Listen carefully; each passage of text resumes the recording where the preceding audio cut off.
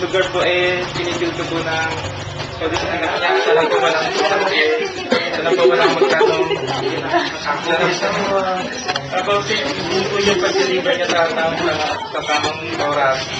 So Lord, kayo na po bahala sa kanya at sa pinadala niya. Lord, tsaka po pala yung hinihingi niya pong gusto niya pong gift of tongues ka po sa anong pito. Kasama niya na rin po doon yung interpretation of tongues. So Lord,